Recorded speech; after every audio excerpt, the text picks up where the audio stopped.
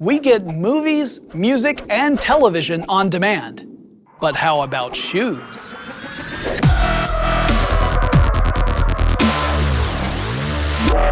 The next time you're in a shoe store, I want you to go up to one of the employees and say, "Hey, I really like this pair of Nikes, but can I get one where the swoosh is backward and the sole is 1 millimeter thicker?"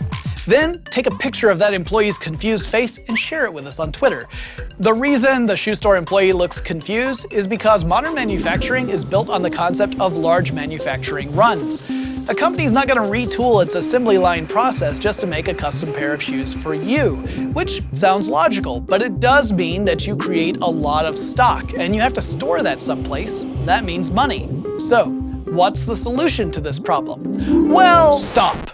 Okay, this is the part where you expect me to say something like, we'll live in a magical land where we'll all have 3D printers sitting right next to us, solar-powered washing machines, and with a push of a button, custom shoes will appear before us and life will be grand.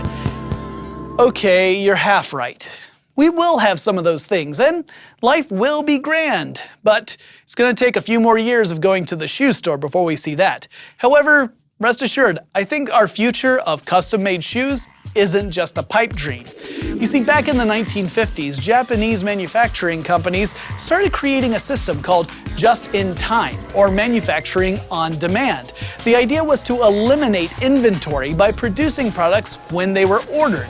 But there are revolutionary applications for manufacturing on demand. And yeah, 3D printing plays a part in some of them. Let's take a medical manufacturing company, for example. They might make a new implant for people who have had knee surgery. Now, you wouldn't just send off a design to go and have 1 million of these units produced right away. Instead, you'd have to go through a prototyping process, which can be really expensive. But if you use a 3D printer with additive manufacturing, you can prototype much more quickly and cut down on those production costs. Another issue with large-scale manufacture is that it's large. Let's take the production of biologic drugs, for example. Stuff like insulin for diabetes patients, or chemotherapy drugs, or vaccinations. Biologics require being cultured in living cells using genetic engineering. This is a lot more complex. So what's the big deal? Well, let's say that there's a region that's affected by a natural disaster, like an earthquake or a flood. Access to that region might be cut off, meaning the people who may need medications can't get what they need. Not only that, but medical personnel can't get there to find out what's wrong, and by the time access is restored, they still have to get to the site, assess the situation, call in for any biological drugs that are required, and then wait for those to be shipped from where they're produced to where they're needed. And by that time, it might be too late for some patients. But MIT scientists have teamed with DARPA on the InSight program, which aims to make the production of biologics faster and more portable.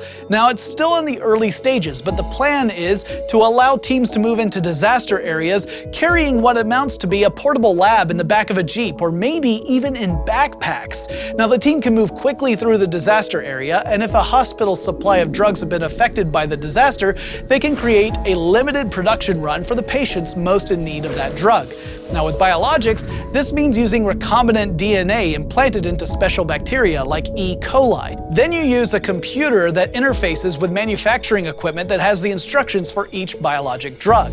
Now, another use for this amazing technology could be in the production of vaccines. Humanitarian aid workers in crisis areas could respond to changing conditions on the ground the next time something like Ebola or SARS pops up. I really think this technology has amazing potential, but I want to know what you think. Do you think it's going to make a difference? Will you just be ordering shoes all day long, or is it really transformative? I want to hear your thoughts about this technology in the comments below. If you enjoyed this video, make sure you hit like, subscribe to our channel, and then hey, I got some special videos here on demand for you right over here.